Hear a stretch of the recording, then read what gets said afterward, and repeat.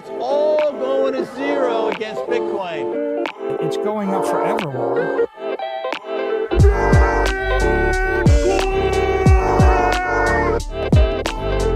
You're against Bitcoin, you're against freedom.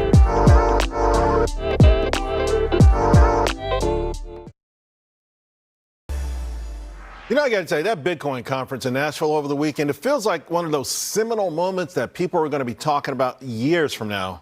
My next guest actually played a major role at the conference and continues to be a passionate advocate dedicated to spreading the word and educating the masses. Joining me now, Coin Stories podcast host Natalie Brunell. Natalie, you know, it's so weird because it wasn't long ago. Bitcoin was tumbling, right? It was under 20,000. Even people who loved it said it may go to 10,000. Could you imagine now, I mean, just not long after that, you're getting shout outs on X from U.S. senators, sitting U.S. senators for discussing Bitcoin. It's come a long way in a short period of time.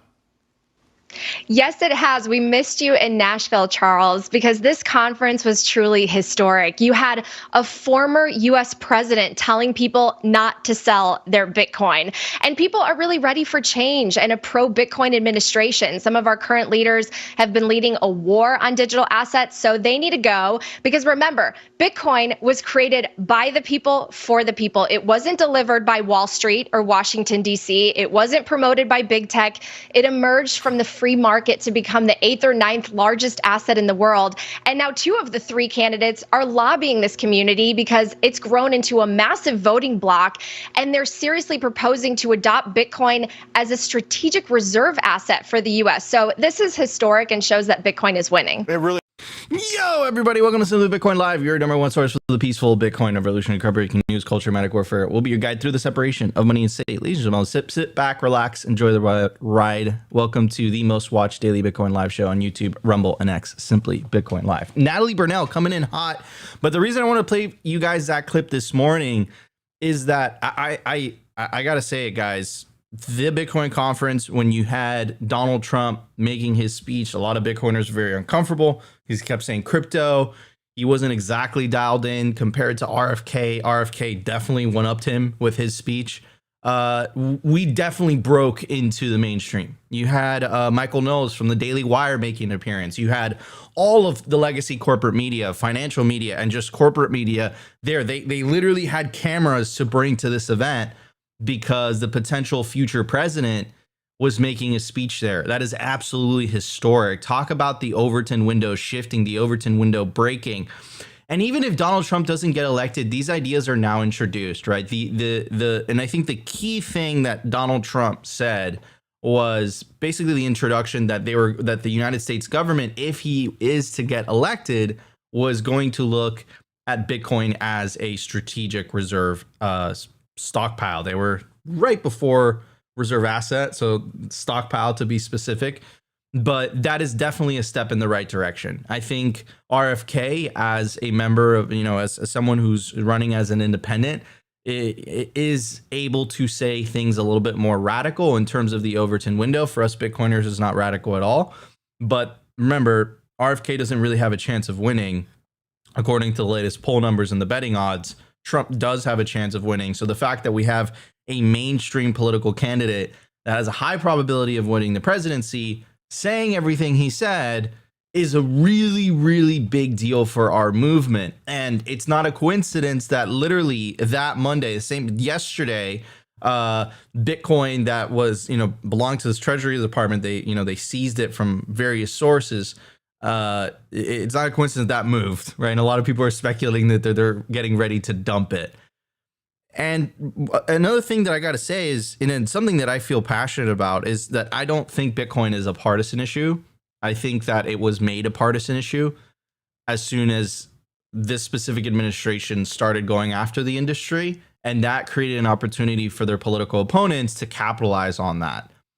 And it's crazy that they're still not changing tune. In fact, on Monday, they're just like, you know what? Trump says we're going to make it a strategic reserve. We're going to sell it right before Trump potentially gets into office. Like, it's crazy. I don't believe anything the Democratic Party has to say at this point. It's kind of put up or shut up in regards to Bitcoin. We're not a political show, but it's kind of put up or shut up. Biden is currently in office. Biden has the ability to free Ross. So he could take that political advantage away from Trump. Like, they can take a stance, and a lot of Senate, I believe it's 70 members of the Democratic Party were actually wrote a letter to the Elizabeth Warren camp, which they're the camp that's so hostile towards this industry. And they were asking him basically to change tune, right? Like, what are you guys doing? In fact, we did have a member of the Democratic Party that spoke at the convention. So I hope that keeps going, because Natalie was absolutely right. Like, Bitcoin is a money by the people for the people. And this Bitcoin conference, I think, really represented the first time that our movement and the ethos of our movement started to penetrate into the mainstream consciousness. And I think the best is yet to come. This is just getting started. One of the things that Trump said, his speech was hilarious, by the way. I highly recommend watching it. One of the things, you guys are going to have so much energy. You guys are going to say no more energy. Like, it's so funny. But one of the things he said was that the industry was still in its infancy. And that's something that I completely agree. And I think that's something that gets lost on everybody, right? In other news as well, Michael Saylor's keynote was absolutely phenomenal. The way that he broke it down into various sections about how he described that, look, if you want to maintain your purchasing power, Bitcoin is the superior asset. Real estate is inferior, bonds are inferior, equities are inferior. And he broke down the reasons as to why that was. But one of the things that I want to talk about today was he was doing some price predictions, which is very interesting. And he laid out three cases: the bear case, which is about roughly $3 million per Bitcoin by 2045, the base case, which is about $13 million Bitcoin by 2045, and the bull case, which is $49 million Bitcoin by 2045. And again, this isn't just, some average Joe or some just random Bitcoin Twitter anon. This is, the chairman of a publicly traded company, saying those things. And I think his logic is sound. And for anyone that finds those ideas radical, I think it's a good idea to look into the past, right? If I would have told you back in 2014 that Bitcoin was going to be sitting pretty at $66,254 today on July 30th, 2024, you would have laughed me out of the room. But if you knew that information, I think you would have done everything in your power just to go all in Bitcoin in 2014. You would have just worked. You would have just done everything in your power to accumulate as much Bitcoin as possible. So I think if Bitcoin continues in that trend, even if it does a tenth of what it did in the past, you're still going to be extremely happy with your decision to save in Bitcoin versus saving in fiat versus saving in other traditional kind of investment options, really. So anyways, it's going to be a great show. And also we have a very special guest, also someone I consider a friend as well. We have the CEO of Thunder Funder. Thunder did an amazing presentation at the Bitcoin conference. And Thunder Funder essentially gives the ability for the everyday person, right, to invest in Bitcoin companies, which is extremely exciting. Anyways, Mike, thank you so much for coming on the show. All right, let's have some fun. It's an honor to be hanging with you. I consider you a friend as well, even if you've taken many of my sats in many poker games, but I don't hold it against you. You are definitely a friend. Thanks for hanging with me and letting me share the big news about Thunder Funder. Absolutely. And it's an incredible opportunity for you guys as well in the audience. Like, imagine if you're able to get into, like, the equivalent would be like an Amazon or Facebook, and you were actually able to invest in those companies in the early stage, right? Mike's platform that he's building, I've been watching it closely, even though I might not understand a lot of those things because I'm a media-minded person. I know he's been putting his heart and soul into really building this, and it gives you an opportunity for you guys to invest in early stage startups, early stage Bitcoin startups, which could potentially become an incredible opportunity. So I'm really excited to hear more about that during the culture segment. I want to bring up my legendary co-host who filled in for me yesterday, Opti. Man, Opti's an absolute workhorse, and I do want to give a shout out for him filling in for me yesterday. And Opti, bro, that news desk, I don't know if you guys saw it. I think we uploaded it over the weekend, but shout out to the Bitcoin Magazine crew, David Bailey, Mike Germano, Shane McShane, and Pete Russo for allowing a Simply Bitcoin takeover 2 days in a row at the Bitcoin conference, which was, absolutely incredible. So shout out to you guys and shout out to Opti. I mean, Opti, bro, like, how did it feel, dude?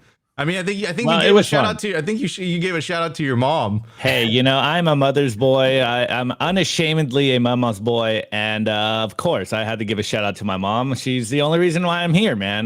But yeah, hey, Nika, I think the funniest part about this is you tried to give me the week off this week. And then you're like, wait, actually, I need you to come on the show. I need you to host. So good thing I told you no, guys. I do this for you guys. I'm like, no, I got to make the show. We got to make the show. And then Nico hits me up in the morning. He's like, oh, actually, sorry, bro. I'm not going to make the show, so we got to make it happen. But yeah, man, it was great. I love the Bitcoin Mag team. It was an honor to take over the news desk.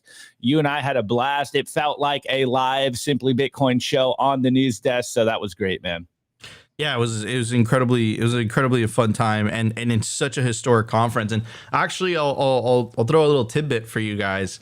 Simply Bitcoin's fourth anniversary was July 27th, the day of Donald Trump's speech at the Bitcoin conference. So that was Simply's fourth anniversary. It's just crazy how all the timing of all that stuff works. Anyways, before we jump into the show, I do want to give a shout out to our sponsor. Of course, our sponsors make this show possible. And guys, I want to talk about Bitcoin Well. Bitcoin Well is the best place to build your automatic self-custody coin stack. It's a publicly traded company coming out of Canada that recently expanded to all 50 US states. What makes Bitcoin Well different? Well, it's automatic self-custody. It's self-custody by default. What does that mean? That means that when you buy Bitcoin on Bitcoin Well, as soon as the funds clear, it goes straight to your self-custody Bitcoin wallet address. It doesn't allow you to leave funds on the platform, which perfectly aligns with the Simply Bitcoin ethos of the separation of money and state. By the way, every time you buy Bitcoin on Bitcoin Well, you earn Bitcoin Well points, and you can redeem those points. You can use those points towards the Bitcoin Wishing Well contest. What is that? Well, you toss a coin into the Bitcoin Wishing Well, and you have an opportunity to win up to 1 million Satoshis. So get your Lightning wallets ready. We're going to do that right now. We're going to toss a coin into the Bitcoin Wishing Well. Bada bing, bada boom. And first person to scan the QR code has won 500 Satoshis. All right, everybody, we have lots to talk about. Let's get to numbers. Here we go. The Bitcoin numbers. I also want to give a shout out to our sponsor, Stamp Seed. All right, everybody. So don't write down seed words on paper. Don't put yourself in that situation where you potentially lose your generational wealth because for whatever reason you decided to use paper and you didn't stamp your seed into one of the strongest metals on planet Earth, titanium. One solid piece, small form factor, professional metal stamping tools, hammer them in letter by letter, proof of work, seed phrase storage. No loose pieces, more pieces equals points of failure, easy to hide. Buy the kit and get as many plates as you need. Use holes to mount plate into a wall or under a desk. Cover plates coming soon. Bitcoin logo metal stamp seed also available. They have special edition plates as well. They make them for the Bitcoin conference. We have one as well as Simply Bitcoin. So guys, stamp your generational wealth into titanium. Opti's showing it off right now. You can scan the QR code on your screen, or you could check the link in the video description. By the way, if you use promo code SIMPLY, you get 15% off anything on their website. At the time of recording, the Bitcoin price is $66,300. $66,300. Sats per dollar, 1,508. Block height, 854,683. Blocks to halving, 195,317. Halving estimate, March 20th, 2028. Total Lightning Network capacity, 5,061 BTC. Capacity value, 335 million US dollars. Realized monetary inflation, 1.49%. Market capitalization, 1.34 trillion. Bitcoin versus gold market cap, 7.89%. In the grand scheme of things, we are just getting started. I truly believe that. I think it was actually Donald Trump that during his speech, he talk about the Overton window shifting, talk about the Overton window breaking. Donald Trump even said, he's like, this is going to take the market cap of gold. You know how crazy that is for, an ex-president, potential future president, we'll find out in November, say that Bitcoin is going to overtake the market cap of gold. Like, that is absolutely freaking insane. Anyways, the thing that I wanted to talk about today, we'll play this video and then we'll discuss it with the panel, is Michael Saylor making his bull case for a $49 million Bitcoin by 2045. I gotta say, holy cow, that is I feel like every Bitcoin conference, it's, you know, it's more bullish. Now, of course, Michael Saylor, his company, they hold over 250,000 Bitcoin. So it kind of makes sense, you know, as to why he would say this, you know, the incentives. I gotta say, it's hyper bullish. But if you pay attention to his logic, his thought process, it almost feels like a YouTube clickbait title, bro. But it's not. Like, he actually said this. He actually said that this is one of his, you know, his bull cases. Now, 2045 is, you know, it's about 21 years from now, right? So it's, you know, it's not around the corner. But at the same time, I mean, $49 million Bitcoin. You get 1 million, you get one Bitcoin right now at 66,000. You could potentially be worth $49 million in 21 years. I mean, that's not a bad deal at all. Most people don't even make close to that amount of money. Anyways, I'm going to play this video. We'll talk about it. But what's happening? Here's my macro Bitcoin forecast. It's 21 years. Goes out to the year 2045. What do I think will happen? Well, I've got a bear case and a bull case, but what I think will happen is that 55% ARR goes to 50%, 45, 40, 35, 30, 25, 20. It's between 50 and 20. It'll gradually decelerate till it's growing about twice as fast as the S&P index. And at that rate, Bitcoin's $13 million a coin in the year 2045. 13 million. It could be a 3 million bear case. It could be a 49 million bull case. But what is Bitcoin? 7% of the world's assets then. What about the rest of the assets? Well, I actually think that AIs and technology are going to revolutionize tech. We had no companies worth $1 trillion. Then we had a bunch of $1 trillion companies. You're going to see more because you're going to see companies with 100,000 AIs and no employees, and they're going to do the work of companies that used to have 100,000 employees. You're going to see mega corps develop, you know, shipping robots and self-driving cars, and a company that gives a personal physician to 1 billion people without any doctors on the payroll. So clearly, equity is going to grow fast. Gold's going to get demonetized. Land will be less monetized. But look, here's the future in 2045. Doesn't look that revolutionary. It looks like today. It's just that. I mean, 7% of the global reserve, global assets for, you know, those crazy, I would say what we perceive as those crazy predictions today. I don't think that's so absurd. And the reason that I say that is because I think, you know, and this is what Saylor said in the beginning of his presentation. He did an excellent job describing it. Like, Bitcoin is a superior asset compared to real estate. Real estate, you have to pay property taxes, you have to pay maintenance. You know, it kind of, you know, chews into it, right? You know, bond. And he was making the case of like, what's the lifespan of this, right? The example that he gave for real estate was basically a property in Miami Beach, a $10 million property in Miami Beach. And over 10 years, you're going to have to pull up just in property taxes, the equivalent of that property, right? Or in maintenance fees and all that stuff. Bonds, he gave it a lifespan about 30 years.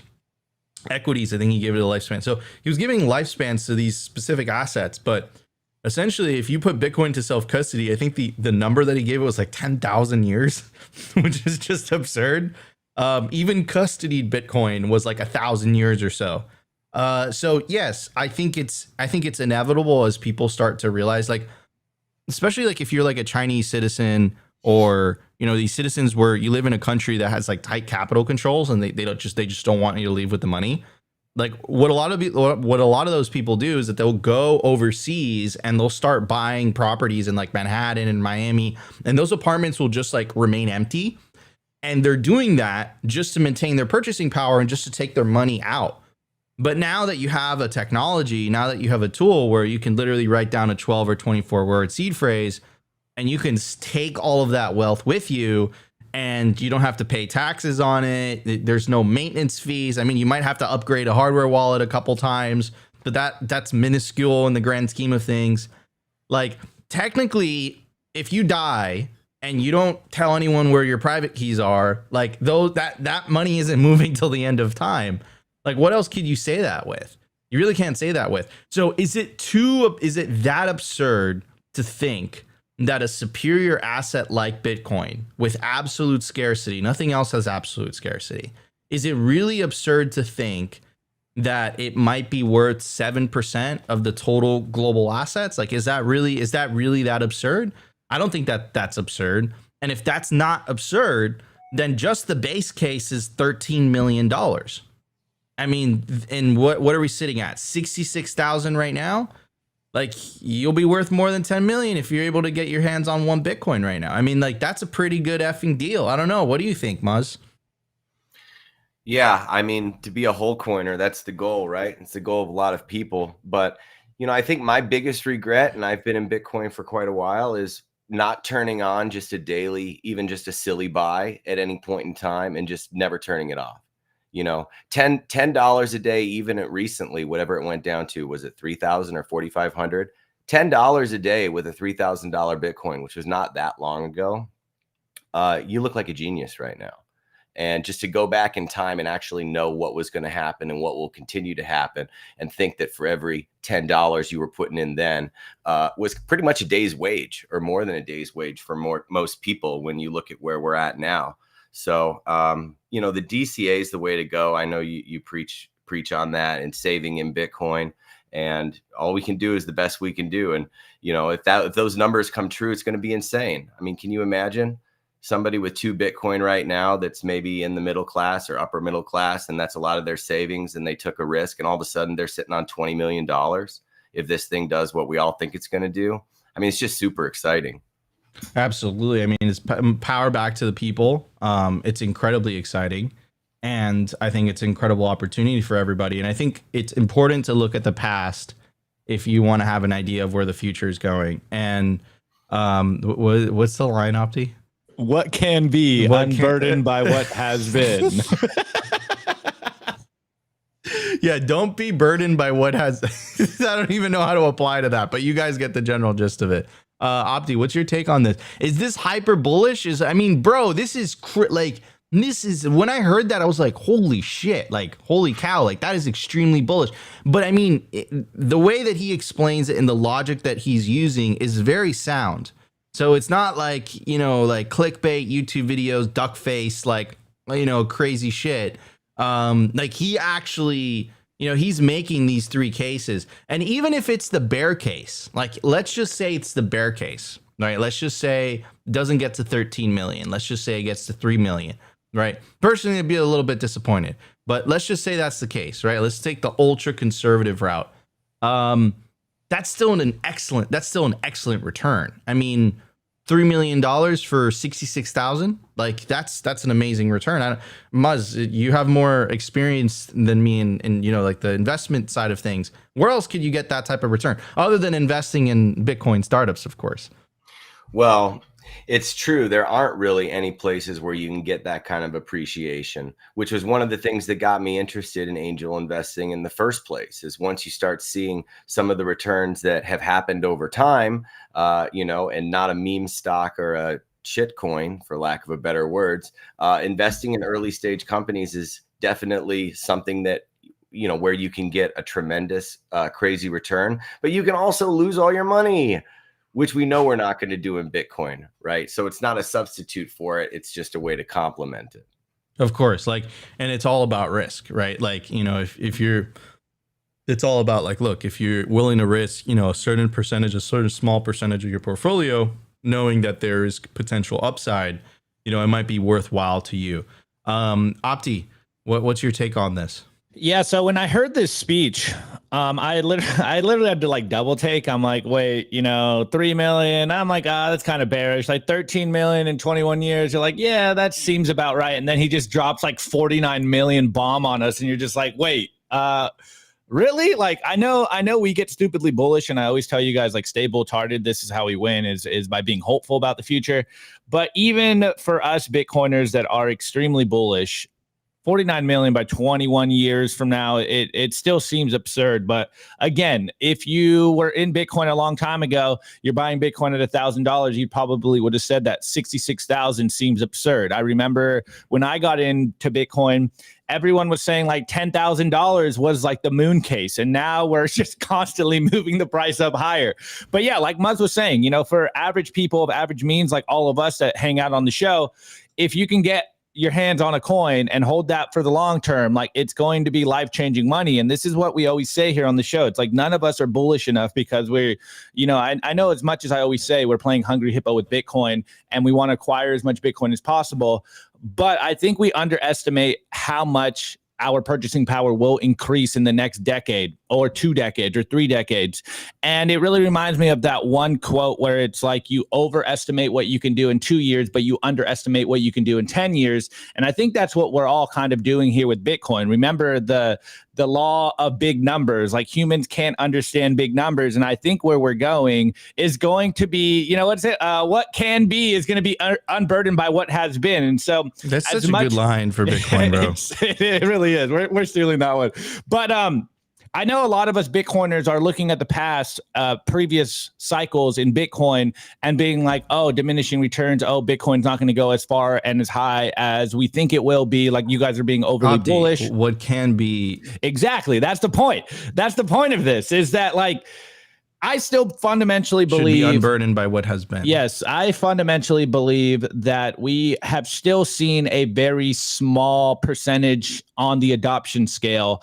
And if people are bearish out there, they really just don't understand how many people are on planet Earth and how much capital can actually get into Bitcoin. So as much as $49 million in 21 years sounds like a ludicrous prediction, at least we got a price prediction and a time prediction. So only time will tell whether this is correct or whether this is just some hopium clickbait here. But hey, it's going up forever, Laura. So, infinity divided by 21 million. Now we're seeing the game theory kick in and everyone is starting to realize they need some Bitcoin. So, hey, what can be unburdened by what has been, Nico? Exactly. All right, everybody, let's hit the news. Lots to talk about. The Daily News. I want to give a shout out to our sponsor, Foundation Devices. It's self-custody done right. They built a premium grade hardware wallet called Passport right here in the US. It's fully open source and verifiable. It's the most intuitive Bitcoin wallet designed with a UX reminiscent of a simple feature phone. So you will know how to navigate it and use it the moment you pick it up. Get your Bitcoin off exchanges and into your own hands in just a few minutes. Experience the peace of mind that comes with taking ownership of your own keys. After a massive sellout during Bitcoin Miami 2023, the Passport is back in stock at foundationdevices.com. Bitcoin only, open source verifiable, completely air-gapped security model, gorgeous design craft, premium grade materials. If you're thinking about getting your Bitcoin off exchanges, this is the one for you. Check out the Passport link in the show notes below to learn more. What can be? Anyways, talk about the Overton window absolutely breaking.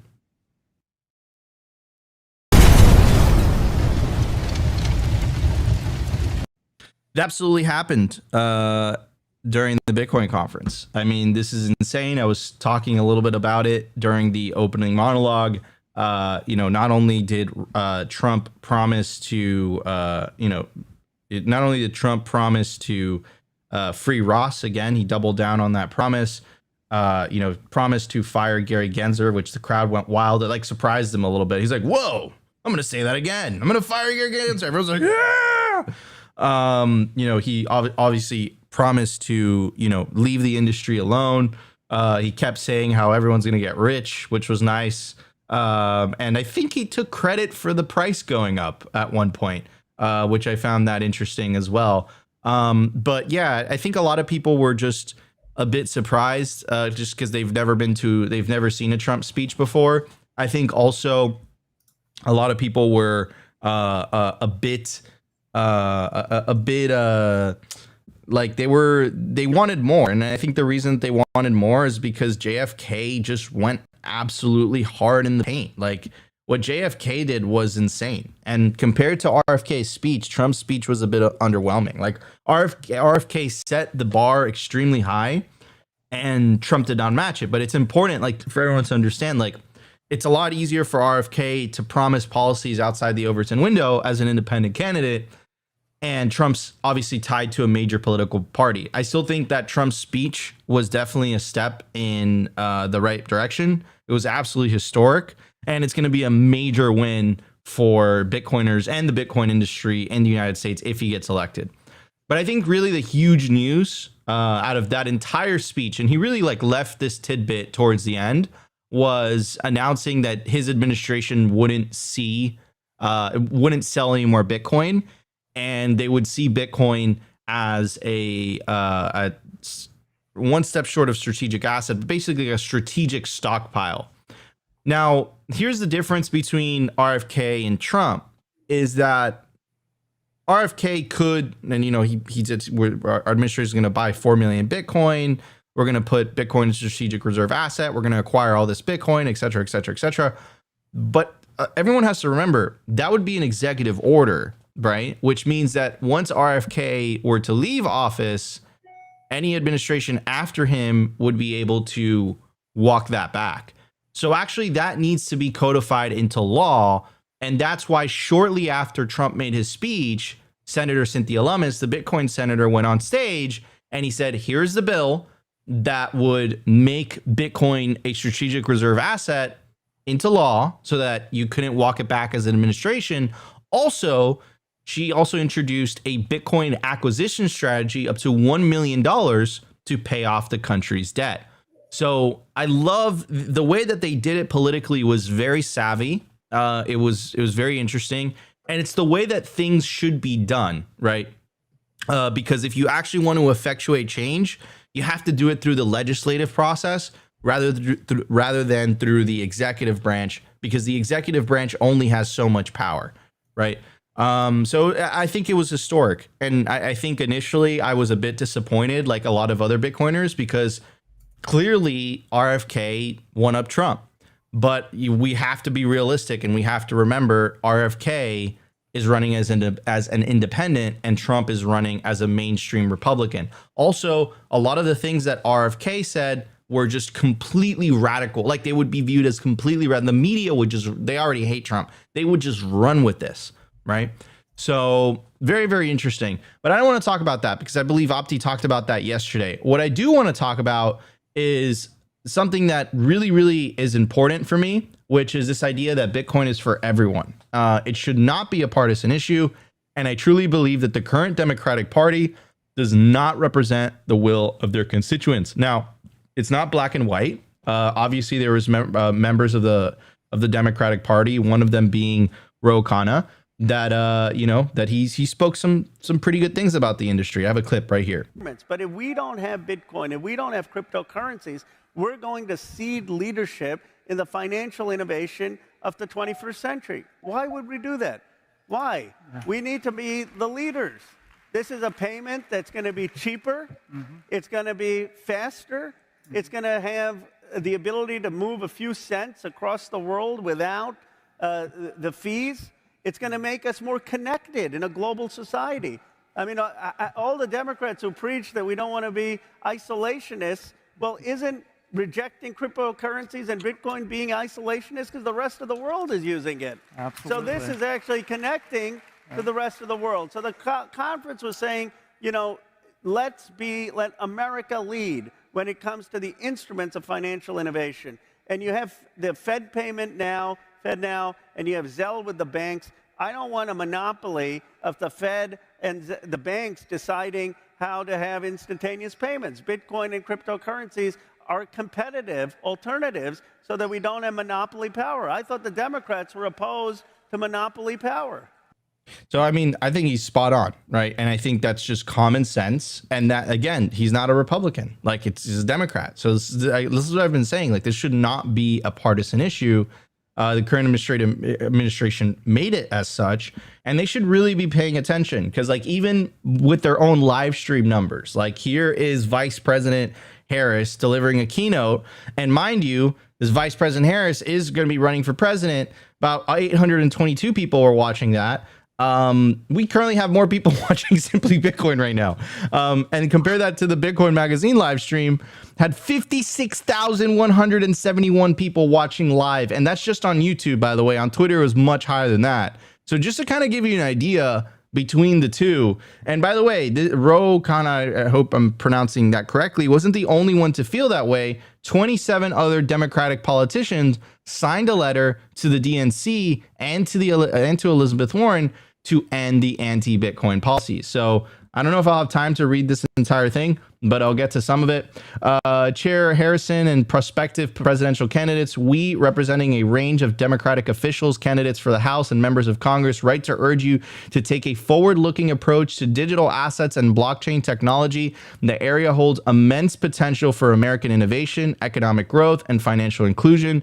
Representing the emerging stance of the Democratic Party in the United States, leaders such as the Senate Majority Leader Chuck Schumer, Speaker Emerita Nancy Pelosi, and majority of House Democratic leadership have recently supported pro-digital asset legislation. However, there is a public perception that the party holds a negative viewpoint on digital assets, largely due to the current SEC's approach to these transformative technologies. We believe that the previous hostility does not reflect our party's progressive, forward-looking, and inclusive values.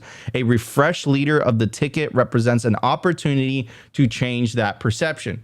I completely agree. Such a great opportunity for them to step in and say, you know what, like, we're going to end this. And you know what they did, everybody? Here's Mike Germano, president of Bitcoin Magazine. Well, now the game begins. Already working on FOIA requests. Will take months to get to the truth. This is a direct reaction to the Bitcoin conference, and they want us to send a message. What did they send? What did they say? U.S. government split the $2 billion worth of Bitcoin into two separate addresses, 10,000 BTC and 19,800 BTC. And this happened Monday, the day after the Bitcoin conference, the day after, or a couple days after Donald Trump promised that if he were to get elected president, he wouldn't sell any of the Bitcoin that the US government currently has in custody.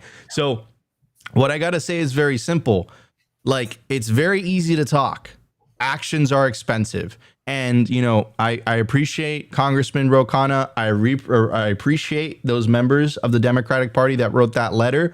But currently, I see Operation Choke Point 2.0. I see the proposed Bitcoin mining ban. I see Bitcoin wallets just exiting the country. Phoenix wallet, wallet of Satoshi. Why? Because of the regulatory environment. I see the Samurai wallet guys get arrested. I saw Roger Ver get arrested. So, like, forgive me if I don't believe you. Like, I don't believe what they're saying. I think it's very easy to, you know, go through Mark Cuban and say, hey, you know, Democratic members are meeting with the Bitcoin industry representatives, blah, blah, blah. It's very easy to say that. But when push comes to shove, time after time, they've shown hostility towards the industry. So anyways, here's Francis Pouliot, CEO of Bull Bitcoin. He says, we may be witnessing the first instance of a power struggle with an incumbent government leveraging its control over a nation's private keys as a measure to harm the incoming new government. I'm here for it. That's a really good take. Another take as well. No, I think that's the last take. Anyways, but the point is that, look, they have an opportunity. The Democratic Party right now, currently, they hold the executive office. Joe Biden has the privilege, has the ability, has the power to free Ross right now. They have the power to just do a 180, show everyone. They had the power to go to the conference and, you know, take that political advantage away from Donald Trump. It's 50 million voters. And by the way, these voters don't lean left or they don't lean right. Dan's saying in the chat, big mistake for the US government selling its Bitcoin. I said this to Saylor. I think it's absolutely crazy that they're selling something that is absolutely scarce for something that they can just create out of thin air. That is absolutely insane. That is insanity. That is crazy. I think that's what happens when your brain is on fiat.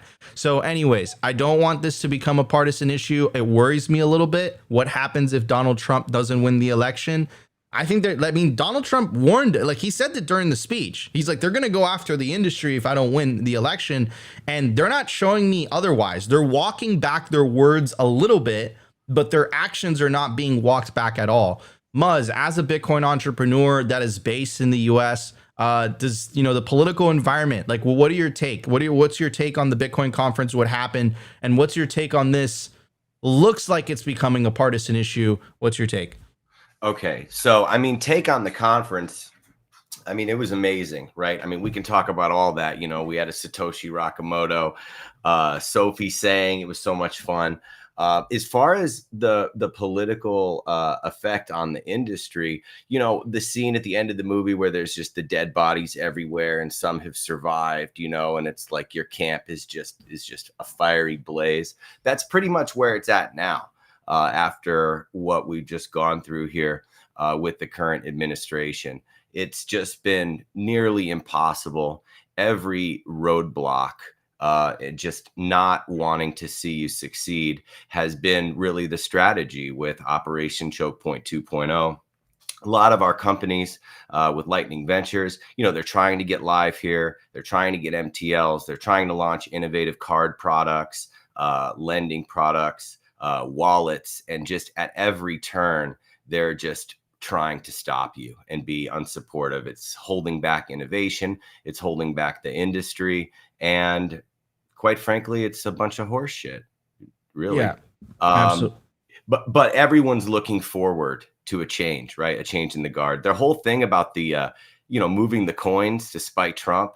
I mean, how stupid can they be? You guys beat this to the horse already, but oh my gosh. I mean, are they just trying to lose votes? Are they trying to alienate themselves from this entire group? You know, it was a packed room. They wouldn't let another person in there. A lot of enthusiasm and energy. They have to have seen this. You know, supposedly David Bailey had that tweet, you know, he invited Kamala or whatever. That would have, quite frankly, been terrible. But, you know, and then they go and pull a move like this. It's like, are they trying? Are they trying to upset this group of people, which I think is a lot larger than they estimate? 100%. Like it's incredibly short-sighted. And again, it's like, look, you had the Democratic representative saying it there. Like, it's like, this is inclusive, right? Which is, you know, a progressive cause. And it's like, Bitcoin is money by the people for the people, like Natalie said. And I would say Bitcoin is money for the lower middle classes that get the most affected by the ravages of inflation, you know, which are supposedly the people that, you know, the Democratic Party is supposed to be representing. And I'm not saying it's a monolith, but like, you know, the RNC, the Republican Party has taken a public stance on the industry. They said they'll protect the right to self-custody, they'll protect the right to mine. The Democratic Party, clearly there's divisions internally, but the leadership of the Democratic has taken a very public stance. They might be saying stuff, but their actions are showing otherwise. And again, like you were saying, Muzz, like, moving the Bitcoin to spite Trump. And it's just to spite him. Like, it's just to, like, you know, it's just absolutely insane. Yeah, absolutely short-sighted. They had the pieces to finish the wall. Yeah. It's absurd. It's pretty crazy. But anyways, Bitcoin fixes all of this. Opti, what's your take on all this, brother? Yeah, well, look, Nico, you and I have done our best throughout the last year or so to give the Democrat Party the benefit of the doubt in regards to their takes on Bitcoin. But as we've seen the last year and obviously longer, they've been doing everything to try to handicap the Bitcoin movement, the Bitcoin industry, and Bitcoiners at large. And I don't think it's a coincidence that the first business day after the Trump speech at the Bitcoin conference, they start to move their Bitcoin around. One, I think, though, we don't fully know yet if they're selling it, which is not fully clear. But I mean, why else would they be moving their Bitcoin after Trump said, like, we want a strategic stockpile of Bitcoin? Though a very interesting point of the fact that they moved that much Bitcoin. I'm pretty sure the fee cost was like 66 cents, which, like, you couldn't do in traditional financial world, which obviously shows the use case of Bitcoin to anyone that is paying attention to the technicals here. But as Ro Khanna was saying, and, you know, we've been saying this for a long time on the show, we get a lot of flack for it. But Bitcoin is the money of the people. It is the most inclusive, equitable. What else are the memes that they use? Fair money in the world. Like, Bitcoin is for anyone. Anyone that understands the problems of the world, which is the broken money, should be saving in Bitcoin. And I've gotten a lot of flack on the show, and Nico's gave me some pushback on it because I started to go really hard on the Democrat Party when they started to fight Bitcoiners. But it really blows my mind that supposedly the party of progressives is the party that is actively fighting Bitcoin and paying cover for, the corporate lobbyists and big business and all the stuff that they supposedly claim to fight against. And now I think, as we say all the time, Bitcoin has a way of exposing incentives, and the emperor has no clothes. It's becoming very clear that the people in power at the Democrat Party do not care what their constituents think in regards to Bitcoin. There's a huge untapped market of Bitcoiners, a voting population that are seeing the writing on the wall, and they're like, all right, so I may be a Democrat, and now that party is actively fighting against my best interests. And as we saw yesterday, the fact they're moving that Bitcoin, we'll probably cover this by the end of the week. We'll see what actually happens with that Bitcoin, whether it hits an exchange or not. I don't think it's a coincidence that we heard the speech from Trump, and now that Bitcoin's moving. And it really is what you guys just said. It seems like the Democrat Party is doing whatever they can to spite anything Trump is doing. And it also kind of reminds me of what we've been saying for a while on the show of late stage fiat, that the people in power are literally just robbing the empire of everything they can before they realize that they are going to lose their positions in power. And again, standard meme of man thinking of the Roman Empire. We've seen this happen before in the past. This is not a new scenario playing out. If you're a student of history, you know that this happens once the empire starts to crumble. And hopefully we can right this ship, which is what a lot of Bitcoiners want to do. I'm not really in the camp of being an accelerationist, let's burn it all down, because I think that would be worse for all of us. I think there's still time to fix and rewrite the course of humanity, of planet Earth, of America in general. But it's going to take a lot of work. And the party that is in power right now seems to be actively doing everything they can to stop Bitcoin, which is obviously horrible for Bitcoiners, but horrible for everyone at large. 100%. I think that's a really, really good point, man. So yeah, anyways, I hope this changes, and I can't iterate the point enough that I said in the beginning. Bitcoin is not a left or right thing. It's not a liberal versus conservative. It's really the party of fiat versus the party of Bitcoin, the party of green versus the party of orange. And hopefully we have more Democrats like Ro Khanna, coming to their senses and realizing you can't stop Bitcoin, right? What's the Kamala Harris thing again, Opti? What can be unburdened by what has been. We should just keep memeing that into it. We should just make that a big. We should just make it's that such a bad meme, but it's a good meme in Bitcoin. We should just make that a Bitcoin meme. Anyways, guys, if you're enjoying the show right now, the 1,220 of you guys that are watching live just between YouTube and X, and also the 50 or so of you guys watching live on Rumble, make sure to smash that like button. Really, really helps with the algos. All right, everybody. Hey, wait, Nico, before you go, Muzz wanted to chime in real quick. Well, I was just going to say, we really don't know what was behind that move, and we may end up congratulating the U.S. government on implementing some very advanced UTXO management. This is true. I mean, let's be real. We don't know. This is true. 100%. It's true. Maybe somebody wants to play with a Sparrow wallet at the government. They need some tests, their... Yeah, bro. They just watched a BTC Sessions video, and they're just like, all right, let's do a test transaction, but it was with 10,000 Bitcoin. That could be it. That could be it. All right, everybody. Multi-sig setup coming soon for the U.S. government. Let's get to the culture. Lots to talk about. The Daily Culture.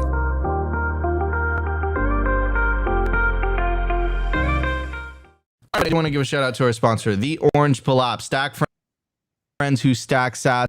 Download the Bitcoin social layer. It's a great resource. You're going to a new city, you don't know anyone around you whatsoever. Pull up the Orange Pull app. It literally tells you geographically what Bitcoiners are around you. It gives you the ability to send them directly. It's also a great resource for Bitcoin only events, and is the best way to reach me directly. I don't really answer Twitter DMs or email these days. So if you want to reach me directly, download the Orange Pill app, send me a message, and I take the time every week or so to answer every single one of you guys. So download the Orange Pill app today, scan the QR code, check the link in the video description, stack friends who stack sats. All right, passing it on to Opti and Muzz. I'm so excited for this conversation because, guys, like, this is, I don't think this is something that I've heard a lot of people ask. I've heard a lot of people talk about. But I'll pass that question on to Muzz first. It's almost as if the game is skewed for individuals who want to invest in companies. And it's a little bit unfair. Like, imagine being able to get into Amazon, imagine being able to get into Facebook, and how things currently function, it's pretty difficult to get into those early stage startups as an investor, especially if you don't have a lot of money. Yeah. And there's a big learning curve too, and it's completely unfair, and it's just a part of the system, right? It's just another way, that the government hates you. That's pretty much, it's true. That's pretty much what it comes down to. And I remember when I started investing in private companies or wanting to learn more, right? You start reading a few books and you see what type of returns you can make. And then you start to learn, and then you start to, where can I do this? Okay. If you are an accredited investor, even if you are an accredited investor, okay, and that's a certain level of income and net worth requirements, even then it's still hard to find deals. Even then it's still hard to learn and go, right? Especially with small minimums as you're learning, because it is a long journey. And then there's these crowdfunding portals where anyone can invest. So if you're an unaccredited investor or no matter what, you can invest something. Okay. And something is better than nothing. And some of that's dynamic after a certain point. But it's all, you fill it out, you putting it in there, and they will allow you to invest. So that's fairly new. It started in 2012 with the regulation crowdfunding as a part of the Jobs Act under Obama. And that allows for private companies to actually raise capital directly from people, right? Whether it's their biggest fans or aspiring investors, it provides some access to this area. So it's fairly new. And there was a lot of big companies that came out and started doing this, whether you had 15 juice bars in Texas, or you were working on an AR headset, or you had a startup or a SaaS company or whatever. You could actually put a little bar on your website, raise money from some of your biggest fans and your users, and deal directly with and allow people to participate in these funding opportunities, which are otherwise like really hard to get into. So that's really what Thunder Funder is. It's a new regulated portal where anyone can invest in open source startups, projects, and Bitcoin projects. So that's what we're doing. It's an extension. It's a new evolution from Lightning Ventures, which we invested in pretty much, most of the outstanding, awesome Bitcoin startups here. And we're able to offer those opportunities to people, but they had to be accredited. They had to be an accredited investor. And, I like to often joke, everyone's an accredited investor if you click the right button. And that's actually true, because that's how it works. But we're removing that whole hurdle, getting a regulated portal. Now we can talk about the deals live. We can have fun. We can do more things in a public space that we can't do with what we were doing with Lightning Ventures. So I'm super excited about it. And I'm just glad that you had me on, man. Thanks. Man, and that's incredibly exciting. So, and the walk, let's walk through like the process, right? Let's just say, and I kind of went through this, Muzz, and you were basically my first experience investing into startups. And you're right, the learning curve is quite high. Kind of don't know what you're doing. I'm just throwing, a couple thousand there, a couple thousand there, a couple thousand there. I have no idea. So what would be like, it seems like it's, thank you, Opti, for answering the question, but I'll pass it on to Muzz. Like, we got audio listeners, if someone wants to get started, what are the steps? So they head over to thunderfunder.com. What should they expect? What do they need to do? What is the process like for someone that has absolutely no experience doing this? So let's just start with, we just got this license Monday of last week. So really cutting it down to the wire in terms of, doing what we did in Nashville. We had two booths and the pitch contest and the main stage announcement, definitely down to the wire. And the process for getting our application completed included really scrutinizing every word on our website. Okay. So this will become more robust, right?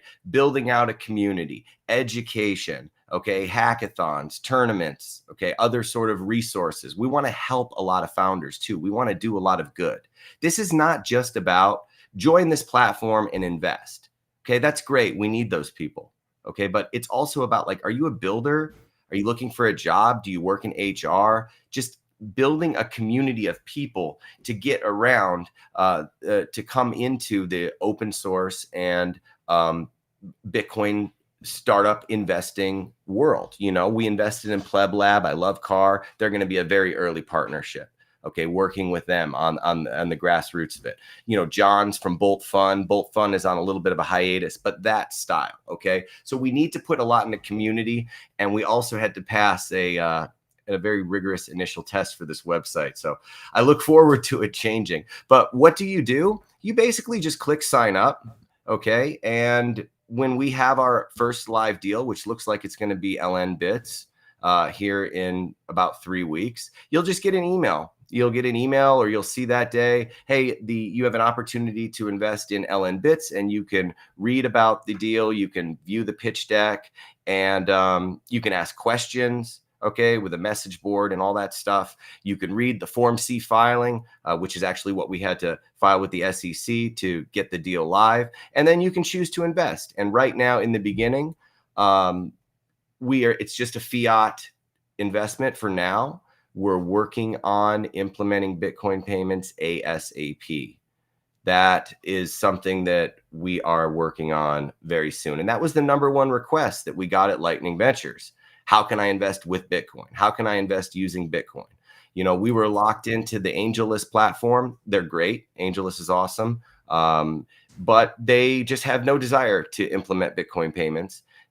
And it's just never going to happen. So I'm really looking forward to that. I'm looking forward to all the boundaries that we can push. Like, what about if you're a founder and you do a raise with Thunder Funder, and at the end, when we're getting ready to close that, maybe you had the option of accepting those funds in Bitcoin instead of just having to take a wire to your account, right? Or maybe there's a little slider that we can kind of do that. These things don't exist, and I'm going to do my best to try and bring all these exciting things out there.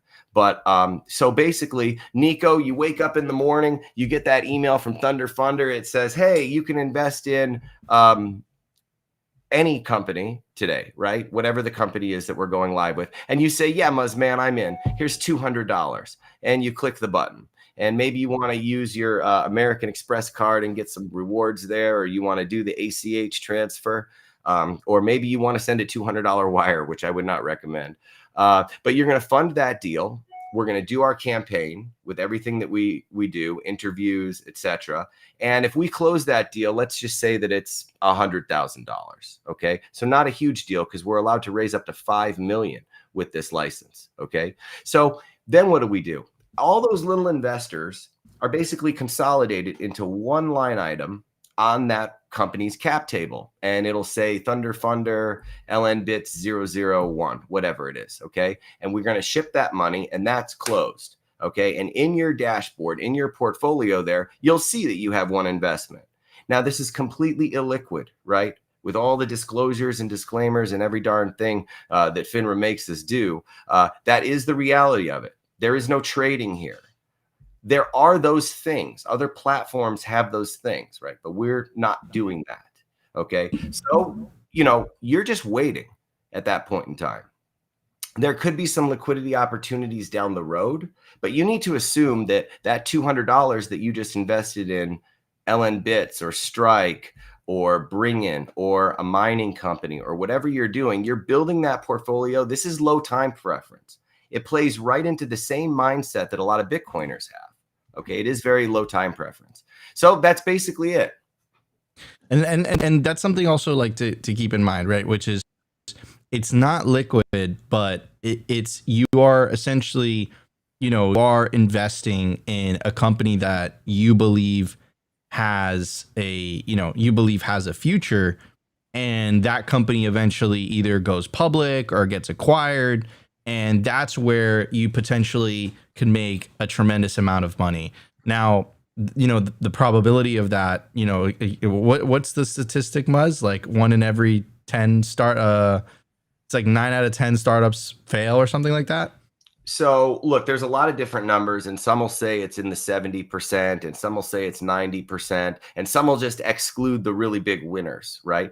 What's that Jeff Bezos quote? Give me a 10% probability of having something that'll do 100x, and I'll take that bet, every time. So look, your big wins, the big outliers, they call it return the fund, will return the whole fund, even for the ones that don't. Because there's a lot of deals where maybe you just get your money back, or maybe you get half your money back, or maybe you get 3 times your money. Okay, but they're not going to be those big returns. But those big returns are certainly out there. And if you use an example like pick any company, right? I don't want to pick one, but pick your favorite early stage Bitcoin startup. And if they're raising on a $10 million safe note, right? And we're going to go into all kinds of education. We're going to have a bunch of cool info to really break down how these things work. What are these instruments? Are they really as complicated? Do you need to have a Harvard MBA to invest in these startups? You do not. So it's a $10 million valuation, and just back of the envelope, they become a $500 million company. Okay. So that's a 50xer, right? That's 50 times your money. Now, if you say all day long, well, why would I ever do this instead of buying Bitcoin? Or why would I ever do this instead of something else, right? It's not an either or. And there are a lot of time periods where it will overperform. And there are other short time periods where Bitcoin will overperform, right? So it's all about complementing it, right? It's another asset class that you can invest in. Like when we raised our first fund in 2021, the Bitcoin price was like 65, 68,000, right? People invested, maybe they sold that amount of Bitcoin, right? 0.4, whatever it was. And they invested $25,000 into our first fund. Well, here we are later. That fund that I have has a small IRR markup, right? We have a small markup. It's single digits. Okay. We just went through a bloodbath. Okay. Everything else came after it. BlockFi and everything else went through a bloodbath. Here we are on the other side. That fund's fully deployed, and I get to send the LP updates that there is actually a markup, right? It's performed positively. And at that point in time, during those updates, Bitcoin 53,000, in the 40s, et cetera, right? So it all depends on the time horizon and what happens and kind of where you get in. And that can go the other way too, right? But I'm a big fan of diversifying and having investments in these startups, because the odds of Bitcoin doing a 50x from here, some new cool company, whether it's Foundation Devices, I'm thinking of your other sponsors, or the Orange Pill app, okay, which are both Lightning Ventures portfolio companies, by the way. The odds of them doing a 10xer in a shorter amount of time than Bitcoin 10xing from here is a lot sooner, and it can happen very fast. And just in my own personal portfolio, something that's up 70x in less than 24 months, I've seen it. Like I have it. I know it happens. And I'm not sure if Bitcoin's going to do that. Conversely, throwing some Bitcoin into a secure storage and not doing anything with it, we all know it's not going to zero. And there is actually a chance that these other investments could, So all of those disclosures, right? But the fact that the government, last thing I'll say on this, the fact that the government doesn't want you to participate, okay, that you have to meet some nonsense hurdle, okay, they want you poor. They didn't want you buying Bitcoin. Half of them still don't want you buying Bitcoin. They don't want you investing in this stuff because these early stage technology investments, it's massive when you look at the wins. It's massive. I mean, $10,000, 25 grand in Uber's seed round was like 100 million at the IPO. Like, I don't even know how you get that anywhere else. 25 grand in Airbnb's seed round was like 2 billion, like with a B at the IPO. Like, how do you do that? Yeah, that takes 11 years. Okay, 11 years you had to wait. I think it was worth the wait. And those are two outlier examples, right? But there are many of those type of examples, but yet the government will let you walk into any casino. You don't have to meet any income requirement. I can ruin my life, I can ruin my life. And that's actually their business model. The casino relies on that. They need that to exist. And yet that's totally fine. But you know what? If I want to put $1,000 and start 9, oh, no. The government needs to protect me from doing anything like that. So it's complete nonsense. And I'm just excited that we finally have something that's open to everyone. Absolutely, 100%. And I can't emphasize this enough to everybody. Like, you're investing in the Bitcoin industry and you're investing in the Bitcoin ecosystem. So you're supporting Bitcoin entrepreneurs build Bitcoin products of which you are going to use, right? This is exactly what Thunder Funder focuses on. You guys are focusing on essentially supporting and building out the Bitcoin industry. And a lot of things that what I've noticed with a lot, and Opti and I are both in this vote as building in Bitcoin, even though it's a media company, it's a little bit different of a business model, but it's still a business nonetheless. So sometimes you have to invest in yourself. You do, and we're taking the masochist route of bootstrapping, but not everyone can do that, right? Let's have some fun right here. So you got this awesome daily show, right? Simply Bitcoin. You've been doing it forever. You guys grind like nobody's business, right? Okay. You're here. You got this Simply Bitcoin. And you say to me, Muzz, damn it, if I just had 800 grand, we could do we could take it to the next level. We could do so much more. And you have a plan, right? So you can bootstrap and you can grind it out and you can go that way. But you could come to Thunder Funder and say, you know what, we're going to come up with something very creative. And we work with you on RSUs, right? Some revenue sharing unit, okay, type of a deal for your media company that allows you to leverage that to all your fans and all these people out there. And, if they invest $100 or $200 or 12 grand, whatever they decide to invest in you, it aligns them with your success. They're your biggest fans, and it's really cool to be able to offer that to the people that are there to support you, right? You get to leverage them and you get to give them a return, right? You get to do the right thing and you get to involve them. So it's something that I really hope that creatively people like yourself, even, creative mining deals, right? Where you can invest fiat and receive a dividend type of a payment in Bitcoin. Okay. We can do a lot with this Reg CF license. A lot of the things that are out there in normie land, they do things like they'll buy Michael Jordan's first pair of tennis shoes.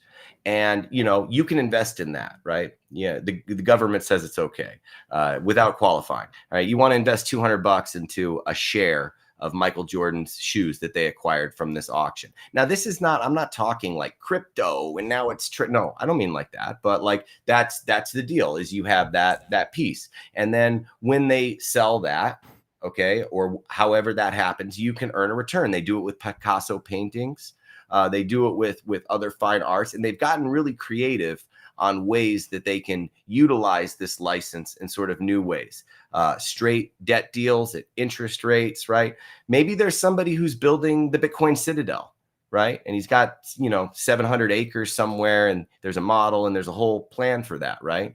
Or the private cities and those type of things, right? Really cool out there ideas. And I want to be creative in the things that we get on the platform. So I hope maybe we even do a Simply Bitcoin deal.